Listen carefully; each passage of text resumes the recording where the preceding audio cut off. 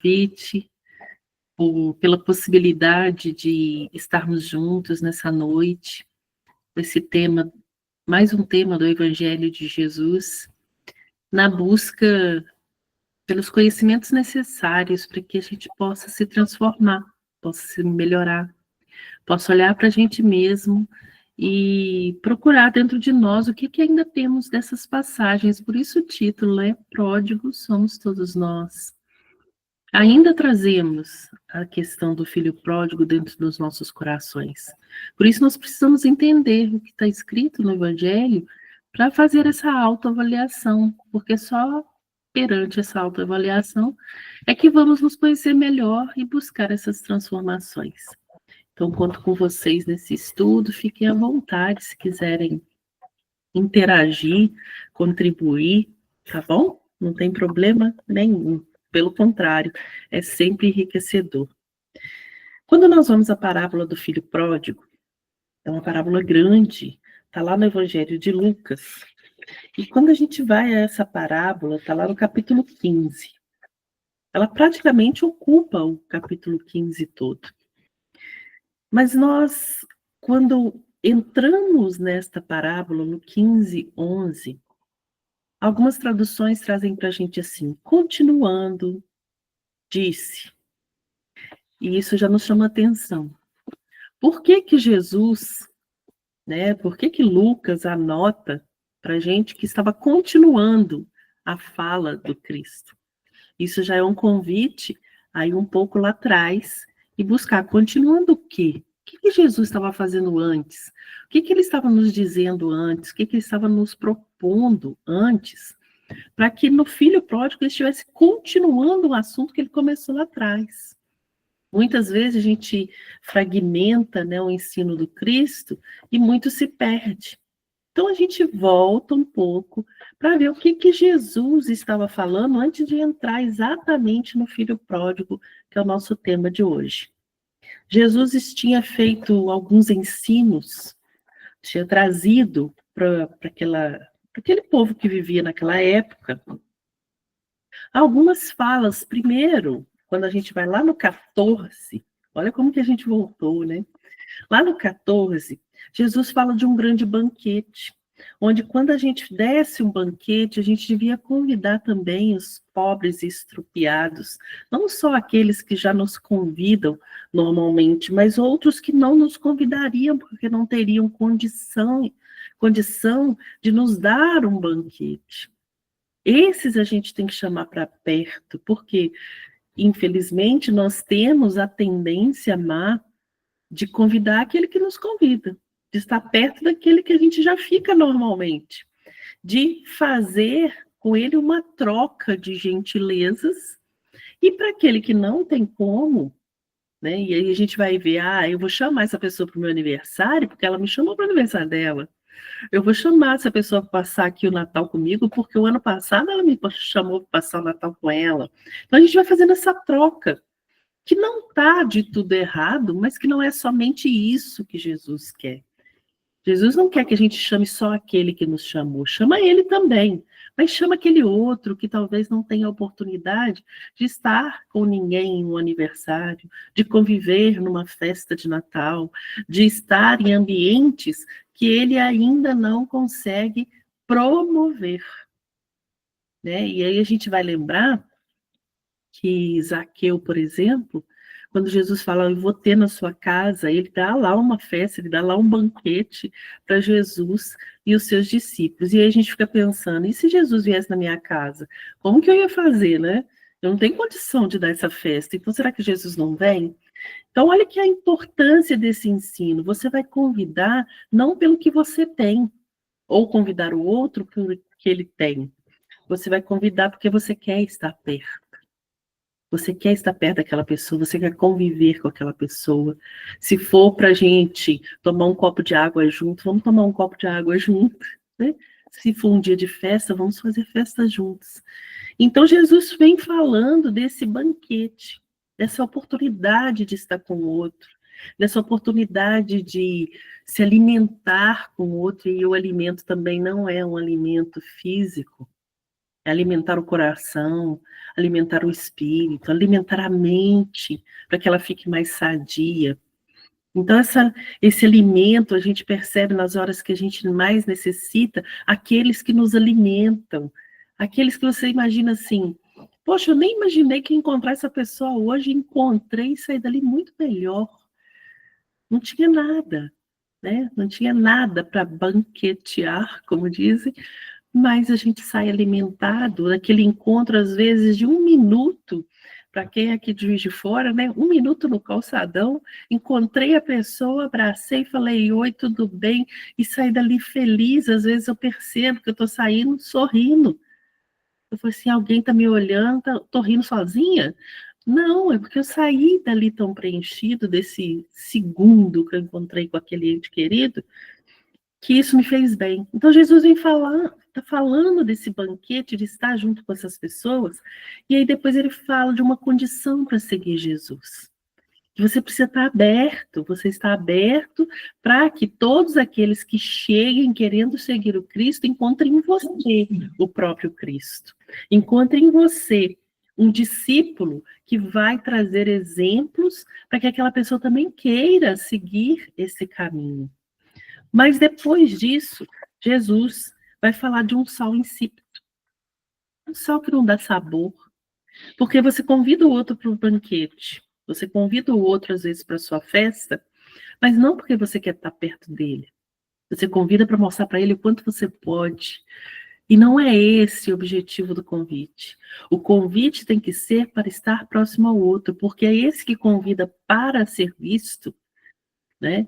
Então, a gente vê também, na sociedade que a gente vive, as pessoas dando seus festejos e convidando só aqueles mais famosos. A gente vê isso nos artistas, né, principalmente, convidando os mais famosos para que todo mundo veja como a festa deles estava cheia de gente famosa e rica. E a proposta do Cristo nunca foi essa. Pelo contrário, com quem Jesus se alimentava? Com pecadores, com pobres, com adoentados. Não deixava de ir à casa dos fariseus, dos saduceus, dos escribas. Se eles convidassem, ele ia. Mas ele não deixava de estar com essas outras pessoas também. Então a gente vai ver uma diferença grande do que era praticado desde aquela época e é praticado até hoje, da prática do Cristo. Então, Cristo vem falar, se você for um sal que só quer temperar o que for de melhor, você é um sal insípido. Você não está dando sabor. Você está salgando até, mas não está dando sabor, que é diferente. É como se a gente fosse temperar algo e colocasse sal demais. Aí fica algo que não alimenta, não dá para alimentar. Tá com sal, tá com tempero, mas não tá com sabor. Então, Jesus vem falando isso. E aí, o que acontece? Muitos já seguiam Jesus, muitos queriam estar próximos a Jesus, muitos procuravam Cristo onde quer que ele estivesse. E nesse momento, ele estava comendo com alguns publicanos e pecadores. E se a gente for naqueles espaços onde Jesus viveu, normalmente, quando se juntava uma turma maior, a gente imagina assim a casa de Pedro com um andar, né? Telhado baixinho, mas na verdade a maioria das casas lá tinham 2 andares. Na parte de baixo, normalmente ficavam os animais, ali ficava o lugar de lavar os pés antes de entrar em casa, ficava as despensas onde guardava alguns grãos, algumas coisas assim, alguns alimentos, alguns utensílios, eram guardados maquinário, né, o arado, as ferramentas eram guardadas ali. Por quê? Porque é um lugar onde faz muito calor, mas também faz muito frio. É difícil a gente pensar que naquele espaço onde tem muito deserto também neva. Só que a neve lá, quando chega, o inverno lá é muito rígido. A neve costuma chegar na altura da nossa cintura, para ter ideia. Eles não podem se locomover. Então, Quando faz frio, é muito frio. Quando faz calor, é muito calor. Então, eles acostumaram a construir essa casa de 2 andares e colocar os animais ali embaixo para que a respiração dos animais subisse e esquentasse a casa. Era o sistema de aquecimento deles, eram os animais embaixo, esquentando a casa para que eles pudessem dormir confortavelmente.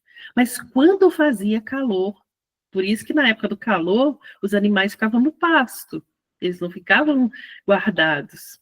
Então, na época do calor, os animais ficavam fora, no pasto ali em volta, e eles ainda, quando iam se alimentar, eles subiam para o telhado, porque lá era o lugar mais fresco. Então, Jesus estava lá no telhado, jantando com publicanos e pecadores.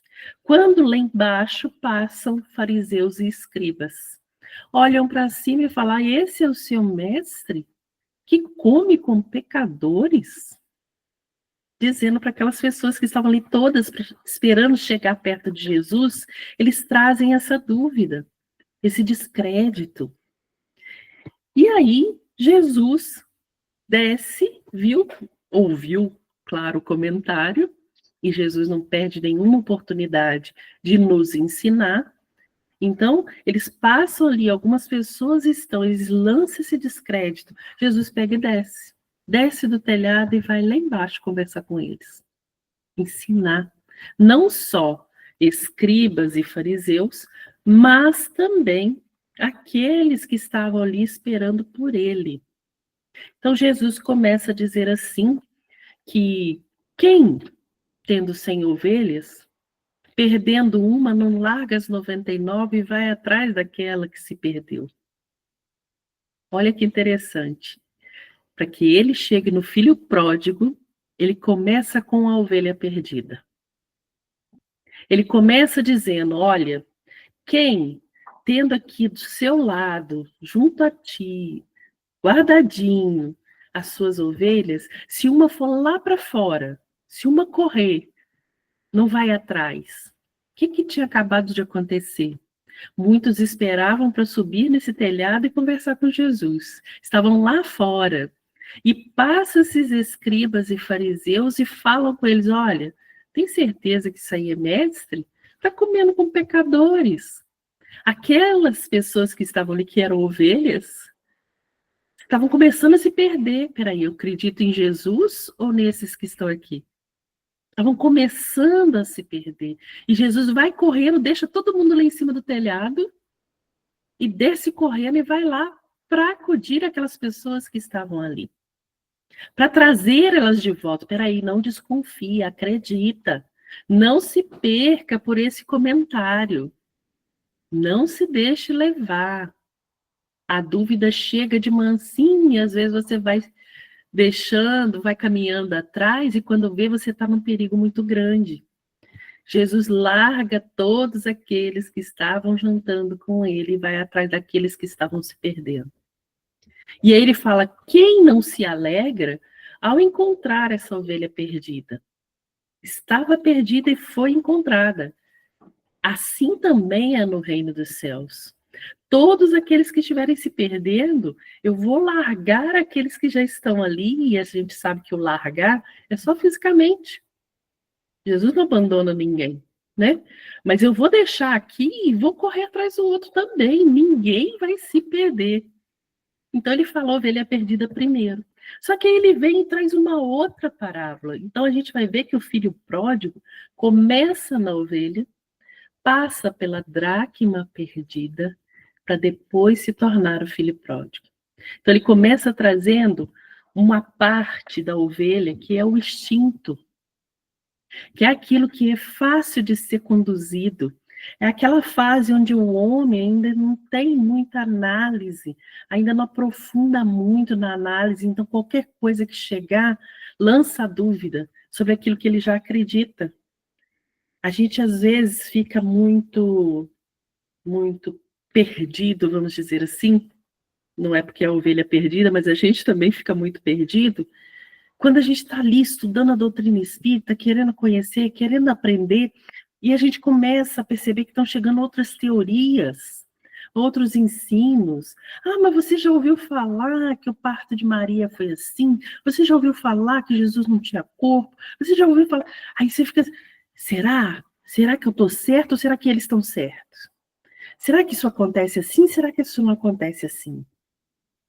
E a gente tem que tomar muito cuidado, porque essas informações vão chegando justamente para minar aquilo que a gente já aprendeu, para nos fazer perder dentro da doutrina que está ali muito clara para nós, que vai nos libertar. Então, eles fazem isso, essas teorias chegam tentando nos prender novamente.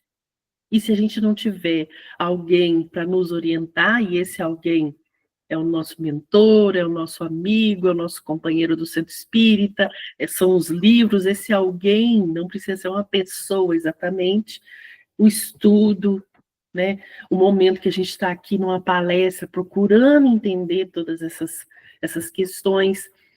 Se a gente não tiver isso, vai ser fácil qualquer dessas teorias nos tirar do caminho, nos fazer ficar como ovelha, perdidos, e nos afastando do que é a verdade, nós vamos sentir dor. E aí nós vamos chorar, nós vamos pedir, até que alguém vá lá e nos busque novamente. Então, quando Jesus tem essa ação, desceu do telhado onde ele estava numa comunhão com aquelas pessoas que queriam e precisavam dele, e ele vê algumas lá embaixo correndo o risco de serem levadas por essa opinião, ele mostra, olha, essas pessoas que estão lá fora são tão importantes quanto essas pessoas que estão aqui dentro. Eu preciso ir lá, preciso acolhê-las, eu preciso buscá-las de volta. E aí ele vem contar da dracma perdida. Tanto é que quando fala da dracma perdida, no 15:8, começa assim, ou qual uma mulher, ou seja, ele contou a ovelha e falou que o reino dos céus é assim, ou como uma mulher, ou seja, pode ser assim também, se você quiser entender dessa forma. E aí ele vai contar que essa mulher tinha uma dracma, uma moeda, perdeu dentro de casa, varreu a casa toda, varreu tudo até encontrar. Quando ela encontra, ela fica muito feliz. E assim como lá na ovelha, ela também dá uma festa para suas amigas, porque lá na ovelha, o dono da ovelha dá uma festa para os amigos. Vem todo mundo, vem se alegrar comigo, porque ela estava se perdendo, se perdeu e agora ela voltou. Na dracma também, e a gente fica pensando, mas Jesus conta uma parábola que fala de dinheiro e fala que a mulher ficou feliz demais, dá uma festa porque encontrou dinheiro. Não, ele não está falando de dinheiro, né? Ele está falando de um bem.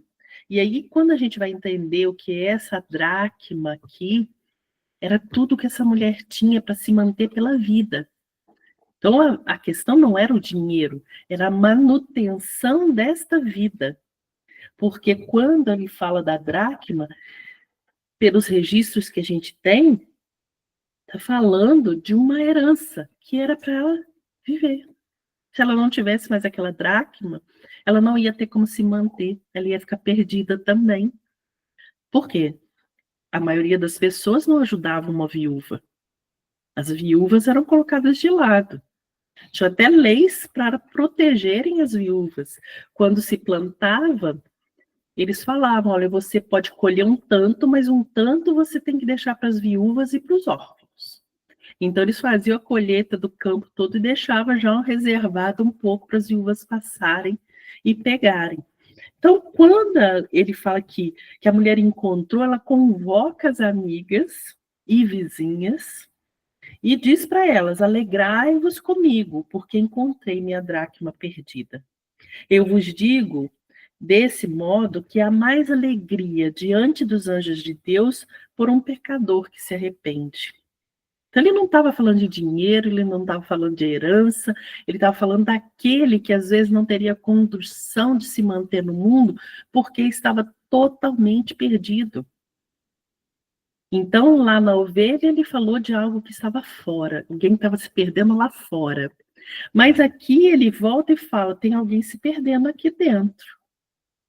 Quando eles chegam e falam alguma coisa, As pessoas estão fora da casa, mas por dentro é que a dúvida é lançada. É por dentro que a gente começa a se perder. Então ele está falando, olha, cuida do que você vai ouvir lá fora, mas cuida do que você vai guardar aqui dentro. Às vezes a gente pode ouvir muita coisa e deixa passar. Ah, me disseram isso. Ah, tá bom, deixa passar. Mas quando a gente agasalha essas ideias, quando a gente guarda no coração, aí vem a verdade de novo, a gente vai e estuda de novo, mas aquela ideia está lá, martelando a nossa cabeça. E agora, quem será que está certo? Né? Será que Kardec está errado? Será que foi Jesus que não explicou direito? E a gente vai nessa loucura. Então, cuidado com aquilo que você guarda dentro do coração. Às vezes, o que você guardou está se perdendo. Por fora você está protegido, mas e o seu coração? Você está guardando mesmo a fé? Você está sabendo mesmo o que é verdade? Porque guardar a fé não é só acreditar em Deus. Guardar a fé é buscar a verdade sempre e ter certeza de que o que a gente está passando é o que foi programado para cada um de nós. Isso é muito difícil, não é? Porque nos momentos de maior facilidade é fácil a gente falar, ih, não, tá tudo certo, foi tudo programado. Mas no momento da dificuldade, do desafio mais duro, você fala, poxa, isso foi programado? Será? Será que não era para o Neivaldo e veio para mim? Oh, meu Deus, acho que estava errado isso, né? Então, nessas horas é que a gente começa a perceber, e dentro? Será que não tem alguma coisa perdida? Ele falou de uma ovelha perdida fora. Agora ele fala de uma dracma perdida dentro de casa, dentro de nós. Para falar depois de um filho pródigo, que às vezes se perdendo dentro dele mesmo, vai para o pai e fala, me dá aí a parte da herança que me compete? Ficou totalmente perdido. Ficou totalmente abalado, porque às vezes ouviu algo lá de fora, daquele que veio e falou, que isso, é bobo. Seu pai tem tanta coisa, para que você fica trabalhando para ele? Ele pode fazer sozinho, seu irmão mais velho está lá. Pai, não precisa tanto não, vem com a gente, né? Quantas vezes a gente tem essa mesma indicação? Quantas vezes a gente vê pessoas falando assim, para que você vai se dedicar tanto à doutrina espírita? Olha quantos trabalhadores tem. Tem gente muito mais capacitada que você. Eles falam, é mesmo, é? Posso tirar férias aí de uns 3 meses, que ninguém vai dar falta, porque vai ter outra pessoa para fazer o que eu faço. E a gente vai se convencendo disso, sabendo que o que eu faço é importante não para os outros, mas para mim. Só que isso eu tenho que ter dentro do meu coração. Eu não tenho que fazer para o outro. Lembra que Jesus começa falando do banquete? Você não vai dar um banquete para mostrar para o outro. Você vai dar um banquete porque você quer essas pessoas perto de você. Então, quando você está ali, né, nesse momento que a dúvida chegou, e nós sabemos que, como diz lá no Céu e Inferno, a carne é fraca, né? Quando a gente está encarnado, é fácil a gente ouvir as indicações do mal ou do não tão bem assim. Algumas pessoas não gostam de falar de mal, né? Mas ele existe. Então é fácil a gente ouvir essas indicações e nos deixar perder. Então esse filho estava ali trabalhando com o pai, estava tudo certo. A gente vê ali um pai com 2 filhos. A gente não tem ideia onde está essa mãe. Mas estava tudo certo. Era assim que estava organizada aquela família e para ele estava ótimo. E aí, de repente, esse filho vira e fala que ele não quer mais, que ele quer a parte dele, que ele quer conhecer coisas novas. Ele quer sair daquela rotina. Quando a gente vai no livro Mundo Maior, no capítulo 3, lá fala da casa mental. E aí a gente vai fazer aqui um paralelo desses personagens com essa casa mental. Esse filho pródigo, nos diz André Luiz lá nesse livro, né, o Calderano, na verdade, Diz que o primeiro andar da casa é como se fosse lá o porão, onde estão os instintos, onde está a parte mais criativa, onde está a parte mais aventureira, onde está tudo guardado ali que impulsiona a nossa vida. Se a gente for nessa parábola, o filho mais novo, aquele que ainda está lá embaixo, se preparando, é esse que tem coragem de virar para esse pai e falar assim: pai, me dá a minha parte aí que eu estou indo. É aquele que está com vontade de viver, é aquele que está com vontade de sair, é aquele que está com vontade de experimentar o mundo.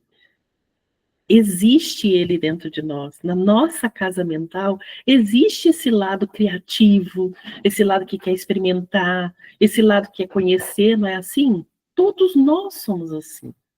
Nós precisamos desse lado. Mas também precisamos desse filho mais velho, que é aquela parte mais responsável, aquela parte que sabe que tem que fazer, aquela parte que sabe que tem que manter, que não pode dar vazão só aquilo que eu quero, tem que fazer aquilo que eu devo. Né? Existe uma diferença entre o que eu quero e o que eu devo. Às vezes se combina, às vezes não. Mas esse meu lado mais responsável, que aí seria o segundo andar do consciente, ele vai ter que me chamar. Ah, eu queria fazer, mas não é hora.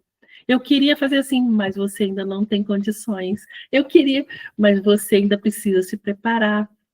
Não é assim? Quando a gente está em equilíbrio, esses dois lados funcionam perfeitamente. Vai me dizer o que eu quero, mas vai me dizer o que eu preciso para alcançar aquilo. Porque senão eu saio pelo mundo falando que eu vou dar conta de algo que eu não sei nem o que é. Então, ali, esses dois filhos representam para a gente justamente essas duas forças que nós temos dentro de nós. Uma força que quer realizar, mas uma força que diz: se você quer realizar, se prepare. Aí a gente pensa assim, na doutrina espírita, alguns falam: eu quero muito ser médium. Ótimo! Que bom que você quer, mas então vai se preparar. Eu quero muito evangelizar, maravilhoso, mas então vai se preparar. Eu quero ser o presidente da casa, excelente. Não está tendo presidentes aí todos os cantos, não. As casas estão com dificuldade na eleição, não está? Então, ótimo, mas saiba que vai ter os seus desafios. É assim. Então, se você não tem esse lado amadurecido, quando as dificuldades chegarem, você fala: me dá minha parte que eu estou indo embora. Da minha parte aí, do que eu já fiz, do que eu já trabalhei por essa família, que eu estou indo embora. Infelizmente, muitas vezes a gente age assim, todos nós. Não tem aquele processo chamado um processo de fuga? Todos nós temos dentro de nós um processo de fuga. No momento da dor, você resolve esconder dentro do quarto. No momento da dificuldade, você resolve largar aquilo que você estava fazendo. No momento de desespero, porque o desespero chega para algumas pessoas, você nega completamente o que está acontecendo, né? Cada um vai ter o seu mecanismo de fuga. A gente ainda está nessa etapa evolutiva. A gente ainda não consegue encarar toda a realidade com tranquilidade. Quando o desafio chega, a gente tenta, né? Ah, não, mas não é assim. Ah, não, mas vai melhorar. Ah, não, mas a gente vai sair dessa. Sim, a gente vai, mas muitas vezes não é pelo caminho que a gente imagina. E aí a gente começa a fazer pirraça, né? Mas não era assim que eu queria, mas não era assim que eu gostaria, mas não era desse jeito que eu imaginava. Então, esses dois filhos trazem para a gente essa ideia dessa casa mental, onde lá no porão existe a criatividade profunda, mas que precisa de um consciente que estabilize essa profundidade, essa criatividade. E esse pai representa para a gente o sótão, a parte mais elevada, que sabe que para harmonizar precisa juntar essas duas figuras, que não vale valorizar só um ou só outro, que precisa unir esses dois personagens para que a gente esteja harmonizado conosco mesmo. Então, quando esse filho chega, pede a herança, e o pai dá, ele fala, olha, precisa impulsionar, precisa fazer com que ele busque, precisa fazer com que ele vá. E aí a gente fica pensando que todas as parábolas que Jesus falou, dessas três, a ovelha, a dracma e o filho pródigo, ele fala, no reino dos céus vai ser assim. Ou seja, ele está falando também de Deus. Que quando a gente está para encarnar, é como se a gente virasse para Deus e falasse assim, me dá aí a minha parte que eu vou encarnar. Eu vou lá para o mundo. Eu quero viver. Eu quero experimentar. E Deus nos permite, Deus nos dá, para que a gente venha para o mundo munido de muitas virtudes, cheio de vontade, né? Porque a gente precisa encarnar assim, com muita vontade. Alguns vão compulsoriamente, mas isso não é o ideal. O ideal é quando eles chegam para a gente e falam assim, olha, vai precisar encarnar. A gente fala, oba, né? Se a gente fala, que bom, oportunidade nova. Mas, infelizmente, a gente vê que fala, ah, quero não. Ah, vou nada. Não, não quero sair daqui, não. A casa do pai é tão melhor, eu vou ficar aqui. Aqui já está confortável, aqui eu já conheço, aqui eu já sei lidar, aqui eu quero ficar. O filho mais velho representa justamente esse. Fala, ah, não quero saber disso não, quero ficar aqui. Aqui tá bom. E aí ele nem vive experiências novas. O filho mais novo, ao contrário, é aquele que vai encarnar, vamos. Ele não quer nem saber, não quer fazer um planejamento, e aí os amigos espirituais falam, peraí, mas a gente tem que planejar. As coisas precisam ser planejadas, precisam ser olhadas, precisam ser cuidadas, para que você possa ir e aproveitar bem. Mas quando a gente entra na carne, a gente cai novamente nessas questões. Espera aí, quem que eu vou ouvir? Aquele fariseu que estava lá na beirada da rua? Eu vou me perder dentro de mim? Porque eu vim com planejamento, mas eu posso me perder. Então, esse filho mais novo, quando ele fala, me dá minha parte, é como se a gente estivesse pedindo a Deus, me dá minha parte aí que eu vou encarnar, vou lá para a Terra. Pode deixar que lá eu me viro, lá eu vou ter muitos amigos, lá eu vou ouvir essas pessoas, eles vão me dar indicação, eu vou ser muito bem cuidado. Só que quando a gente encarna grande parte das vezes para reajuste. Grande parte das vezes com desafeto. Alguns são aqueles que vão nos dar bom conselho, que vão descer lá do telhado correndo e falar, peraí, deixa eu ir ali embaixo que tem pessoas se perdendo. Mas outros tantos vão ser aqueles que vão passar na rua e falar, você acredita nisso aí? É esse o Pai? É esse o Cristo que você segue? Tem certeza que precisa estudar? Ah, precisa nada, né? Então, encarnado, a gente vai ter essas influências que podem chegar e desviar o nosso propósito reencarnatório. Então, esse filho sai da casa do pai, munido da sua herança, ou seja, daquilo que ele podia ter de melhor. Se ele fosse um ser amadurecido, ele teria feito essa herança aumentar, tudo reproduzir, implantar coisas novas, fazer bons negócios, mas como ele não tinha maturidade, ele tinha criatividade, ele tinha vontade, mas ele não tinha maturidade, ele se deixa levar pelas opiniões. E quantas vezes a gente faz isso, né? A gente está indo num caminho, agora estou indo bem, agora estou acertando. E alguém lança uma dúvida, a dracma se perde dentro de casa e a gente se perde no caminho. Então ele sai, encontra esses amigos e ali ele faz tudo, ele vive a vida, ele gasta tudo. E quando termina, cadê os amigos? Quantas vezes a gente vê isso na vida, né? Na hora que a gente mais precisa, cadê os amigos? Aí a gente fala, poxa, eu dei um banquete, eu chamei para alegrar comigo várias vezes, e agora, cadê? Na hora que eu preciso estar alegre, ninguém me chama para o banquete. eu começo a passar fome. Por isso que fala, deu uma fome grande naquela terra. Pode não ter sido naquela região, mas dentro dele teve uma fome grande. E a gente lembra que Jesus um dia contou uma parábola dos solos, né? O semeador. E se aquele solo ali não está bom, ele não vai reproduzir. Ele vai secar tudo que cai. Ou seja, a fome vai ser grande. Esse filho sai de uma casa abastada e vai para um lugar onde tem fome. Porque dentro dele ele não tinha levado os ensinos do pai. Ele levou as virtudes, mas não trabalhou com elas. Não reproduziu, porque a gente tem virtude em germe, que precisa ser cuidada, precisa ser alimentada, precisa ser regada.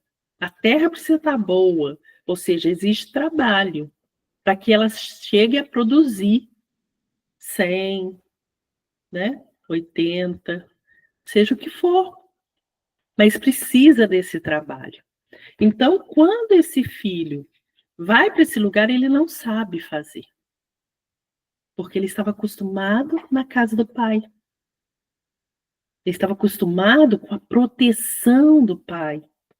Ele estava acostumado com um irmão mais velho que olhava por ele também. Então ele sai, se vê sozinho, se vê sem saber fazer e começa uma fome. E aí a gente pensa, se fizermos um paralelo de novo com a encarnação, a gente chega na Terra e a Terra está produzindo, a Terra é abastada, a Terra tem, como diz o Livro dos Espíritos, condição de nos manter sem ninguém passar fome. Mas por que então existem pessoas que passam fome na Terra? Alguns por não saberem lidar com os recursos que têm. E outros pela ganância de ter tudo de uma vez. Então, esse jovem, esse filho mais novo, teve a ganância de ter a herança toda de uma vez, sem a experiência de saber lidar com ela. A gente vem para esse planeta com tudo ao nosso redor. A gente não sabe lidar com ele. O que a gente tem visto agora? Os recursos estão acabando. Até a água que a gente bebe já não é mais a mesma. O ar que a gente respira já não é mais o mesmo. Foi o pai que não deu ou a gente que não soube usar? Então, a fome vai chegar, e aí fome não é só de comer, a fome de respirar, a fome de beber, a fome de poder viver com o outro em ambientes mais saudáveis. Essa fome vai chegar porque a gente não soube usar. Então, esse filho saiu de lá com tudo que tinha, mas não soube usar. E a fome chega. E aí ele pede comida para as pessoas e as pessoas não dão. Até que ele consegue um emprego para trabalhar com os porcos. E aí a gente vai lembrar que naquela comunidade os porcos eram tidos como alimento imundo. Mas por que isso? Porque eles estragavam fácil. Né? Então, acabou virando um rito religioso dos judeus, mas, na verdade, era algo de saneamento básico. A carne de porco estragava fácil. Estava numa região quente. Então, a gente não pode consumir porco. Então, coloca aí na lei que é proibido. Deus não gosta que coma porco. E, na verdade, não era isso, né? Se você comer uma carne estragada, você vai morrer. E aí Deus não gosta que você morra. Você tem que cumprir o que você vem cumprir aqui. Então, quando ele fala assim, olha, eu fui trabalhar com os porcos, ou seja, com os animais mais considerados mais imundos aqui na Terra.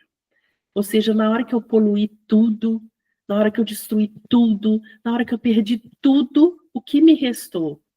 Um ar poluído, uma água poluída, uma comida poluída, né, envenenada pelo próprio agrotóxico, porque não está dando conta da terra produzir. Então, tudo ali estava muito contaminado. E aí, Jesus representa essa contaminação que a gente mesmo criou por meio do porco, que era para eles esse símbolo. Então, ele vai para esses porcos e queria comer a comida dos porcos, porque é o que restou. Ou seja, já era um animal imundo, imagina a comida dele, né? Não era uma comida como a nossa. Então, essa representatividade Pai te dá tudo. Você pediu, Pai te deu tudo. Para você viver bem, para cumprir bem a sua missão, para sair bem dela. E olha o que você fez, né? Então Jesus fala, olha, você tem que convidar todo mundo. Porque aquele que não tem recurso, ele vai conviver com você e vai aprender com você. Mas se você for esse que está se perdendo, essa pessoa que está convivendo com você também vai se perder. Então a responsabilidade não é só sua. A responsabilidade é sua, mas não é só sobre você. Todo exemplo que a gente dá tem alguém vendo. Tudo que a gente faz tem alguém observando. A gente pode não perceber, mas tem alguém aprendendo conosco. Então, quando ele vem e fala, na casa do meu pai tem tudo. Na casa do meu pai tem alimento. Lá ninguém passa fome. Lá os empregados são bem tratados. E aí a gente tem que entender que esses empregados aqui não é fazendo uma separação entre filhos mais diletos ou menos diletos de Deus. É porque ele está falando que aqueles que estão mais próximos de Deus são cuidados e aqueles que estão mais longe de Deus são cuidados também. Deus não deixa de cuidar de ninguém porque fala assim, eu não acredito em Deus. Ele cuida dele também. Eu acredito só um pouquinho, cuida também. Então, quando ele fala, olha, até os empregados são bem tratados, são aqueles que não têm um compromisso direto com o pai ainda. Porque o empregado é pago, se você não pagar, ele não trabalha, não é assim? Agora, o filho é aquele que vive com o pai. Mas Deus não desampara nenhum. Então, aquele pai da parábola não desamparava ninguém. Ele cuidava daquele que se considerava já filho, mas assim também cuidava daquele que não se considerava filho. Porque às vezes a gente fica pensando, né? Então Deus vai cuidar de quem? Só quem tem uma religião estabelecida? Só quem é espírita?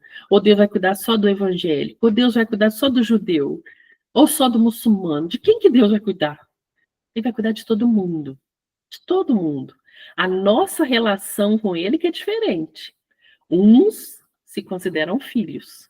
Os outros falam assim, eu acredito, mas também se não existir, não tem problema. Esses são os empregados da nossa parábola. Então ele pega e lembra disso, fala assim, olha, todos lá são muito bem tratados, não importa se é aquele mais perto, se é aquele mais longe, se é aquele que cuida do portão ou aquele que serve à mesa. Todos são muito bem cuidados. Eu acho que eu vou voltar lá e falar com meu pai. Pai, eu não tenho mais condição de ser chamado de filho, mas me põe aí como empregado. Ou seja, eu me afastei. Tá vendo que a relação é de proximidade? Então, eu me afastei, mas me coloca aqui, porque eu já quero voltar para a casa do pai. Mesmo que eu ainda não tenha uma relação totalmente estabelecida ou reestabelecida com Deus. Eu já quero estar próximo a essa ideia de Deus. E aí a gente percebe que quando a gente vai conversar com uma pessoa ou outra, alguém fala assim, eu não acredito em Deus. Não acredito nesse Deus aí que falam, que faz isso, que faz aquilo, que gosta mais de um. Tá, você não acredita nesse Deus. Ou então fala assim, eu não acredito em Deus, eu acredito nas teorias científicas, que pode ter acontecido isso e aquilo, mas quem fez essa parte? E uma força. Então tá, você põe nome de força, eu ponho nome de Deus, né? Você põe o nome de teoria científica, eu ponho o nome de Deus. Independe. Para Deus, isso independe. É a nossa relação com ele que precisa ser saneada, não dele conosco. Então, o pai está ali. Quando o pai vê esse filho chegando, ele sai correndo em direção a ele. E naquela época, para um homem de idade correr, era um vexame, né? Não, um senhor de idade não corre, ainda mais no meio da rua. Então o pai avistou, o filho vai correndo. Aqui na parábola diz que ele abraça o pescoço do filho, ou seja, pulou no colo dele, né? Pulou no colo dele e beijou. 3 coisas impensadas para um senhor, ainda mais um senhor com bens. Correr, pular no pescoço do outro e ainda dar um beijo. Só pessoas muito próximas se beijavam. E aí a gente vai ver que a proximidade de Deus conosco continua intacta. O filho chega receoso, mas Deus vai lá e pula no nosso pescoço e fala: que bom que você chegou, vem aqui que eu vou te dar um beijo. Né? Porque para ele essa relação nunca foi rompida. Para a gente é que foi. E agora eu tenho que voltar lá. Como que eu vou fazer? Como que as pessoas vão me olhar? A gente é que está preocupado. Deus só está esperando a gente chegar. Pode vir, pode entrar, né? E aí vira e fala assim: ó, traz lá o melhor sapato, a melhor túnica, veste ele todo, mata o novilho. Eu falo, coitado do novilho, não tinha nada a ver com isso, né? Mas a felicidade foi tão grande que ele acabou se entregando, né? Mata lá um cevado e traz, vamos fazer uma festa, vem todos se alegrar comigo, porque meu filho que estava perdido foi encontrado. Meu filho que estava morto reviveu, ou seja, voltou para a vida verdadeira. Não importa, o pai em nenhum momento perguntou: o que você foi fazer lá, menino? Com o que você gastou essa herança? Ô menino irresponsável, em momento nenhum ele perguntou, porque ele sabia que essa experiência era amadurecimento desse filho. Então, muitas vezes, Deus nos permite encarnar na Terra ou em outro planeta. A gente encarna, a gente volta. Em momento nenhum, Deus vai falar assim: tá vendo? Eu falei para você não ir. Eu falei que ia ter dificuldade. Pelo contrário, deixa eu ir. Vai viver a experiência. Só que ele conta também com o nosso lado, filho mais velho, com a responsabilidade, com chamar a atenção. Ele não quer simplesmente pôr a gente aqui na Terra e falar: vai lá, aproveita. Não, a gente não vem para a Terra para aproveitar. Infelizmente, alguns pensam isso, né? Que a gente vem com passaporte. E, na verdade, a gente vem para a Terra com carteira de trabalho. A gente não vem para passear e aproveitar. Isso chama resort, não terra, né? A gente encarna para poder trabalhar, para poder crescer, para poder se melhorar. Então, quando esse filho chega, o filho mais velho está chegando do trabalho, ou seja, o lado responsável, o lado que falou assim: vão voltar para casa. Ele está chegando, e ele escuta aquela festa e pergunta: o que está acontecendo? Ó, seu irmão chegou, seu pai deu uma festa. Ele fica, como diz o próprio evangelho, irado. Ou seja, olha só, esse seu filho saiu, pegou a parte dele, e pegar a parte da herança era considerar que o pai já tinha morrido. Pegou a parte dele, foi, gastou tudo, agora que ele volta, você dá uma festa, e eu que estava aqui o tempo todo, você não deu um novilho para comer com meus amigos? Eu fiquei aqui trabalhando? E o pai fala: você sempre esteve comigo, você não se afastou, você não viveu essa dor. Aí lembra da casa mental? Que quando a gente está lá no meio da casa, a gente às vezes tem que tomar muito cuidado para não estagnar, porque a parte criativa está aqui embaixo. Se a gente tiver medo, muito medo, a gente não vai conseguir adicionar a parte criativa. Agora, se a gente deixar a parte criativa tomar conta, a gente vai agir com irresponsabilidade, então precisa equilibrar. Só que aquele que fica sempre com muito receio, ele não se permite criar o novo, conhecer o novo. Por que algumas pessoas falam assim: olha, eu gosto muito da doutrina espírita, mas não dá para mim não? Porque sabe que vai ser necessário estudo contínuo, vai ser necessário estudar outras ciências. A gente, quando está na doutrina espírita, tem uma amiga minha que fala assim: parece que eu estou fazendo uma faculdade todo dia. Vou ler André Luiz, eu tenho que ler lá biologia. Eu vou fazer não sei o que, eu tenho que entender de medicina. Isso aqui eu tenho que entender de física. Parece que eu estou fazendo uma faculdade todo dia diferente. É assim mesmo. Por isso que algumas pessoas falam: ah, não, eu gosto muito, mas eu não vou, não. Por quê? Fica estagnado. Então, se eu for só o filho mais velho, eu vou parar. Então, ele fala: olha, eu fiquei aqui o tempo todo e você não me deu um novilho. Que dia que ele pediu um novilho? Ele nunca pediu. Ele nunca falou que queria uma festa. Então, nem para falar para o pai que ele estava com vontade. E aí a gente pensa, na oração, a gente tem que pedir, louvar e agradecer. Pedir. Fala assim, pai, eu quero muito isso. Porque isso ativa em nós aquela vontade do filho mais novo, ativa em nós, e aí a responsabilidade fala assim, então tá, vamos junto, né? Como diz o Jó, estamos juntos, vamos fazer. Você e eu, o pai e a gente. Ele nunca chegou perto desse pai e falou, eu queria uma festa. Mas quando o filho chega, o pai já dá uma festa normalmente. E ele fica irado e fala isso com o pai. E é interessante que essa parábola não tem fim. O pai vai para a porta conversar com o filho mais velho, porque o filho não queria nem entrar para alegrar com o filho mais novo. Eu quero ficar aqui no meu campo de ação, um lugar que eu acho seguro, eu não quero movimentar energia nova, eu não quero sair desse padrão. Ele estava estagnado. E a encarnação não é estagnação. A encarnação é momento da gente ativar as forças, as potências da alma.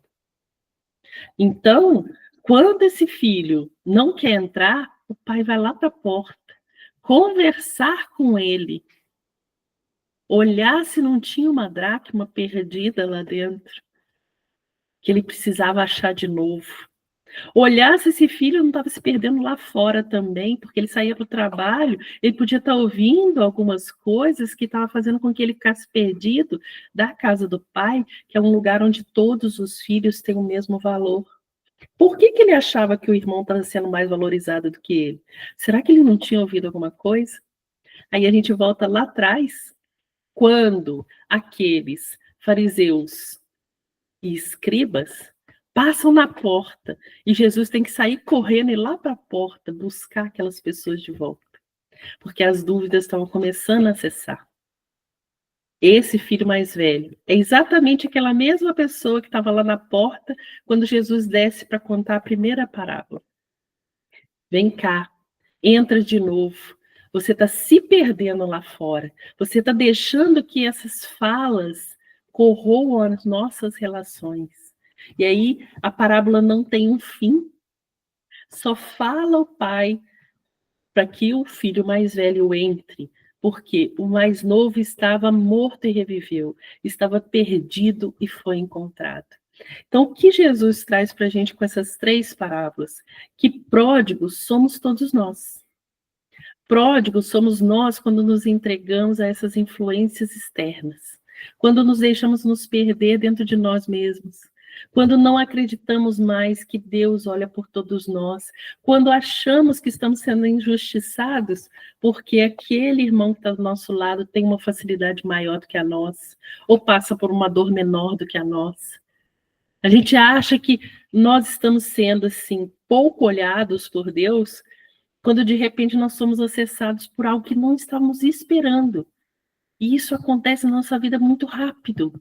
E a gente fala assim, poxa, por que Deus gosta mais daquela pessoa que deu essa oportunidade, que deu aquela, e para mim nada? Aí a gente está agindo como esse filho mais velho, né? Por que o pai está dando tudo isso para o mais novo e para mim nada? Por que será que eu tenho que ter sempre a vida mais difícil?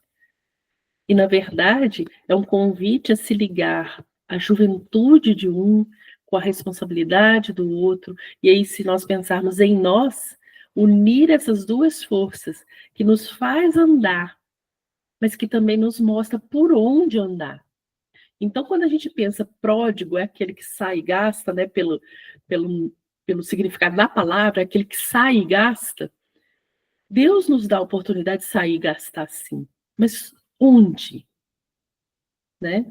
Onde nós estamos colocando as nossas forças, onde nós estamos colocando os nossos ensinos, onde nós estamos colocando o nosso conhecimento, as nossas crenças, em que nós estamos colocando? Porque no mundo nós vamos estar. Por que cada um passa pelo mundo de uma forma? Porque cada um aciona uma dessas forças. Feliz aquele que consegue conjugar as 2.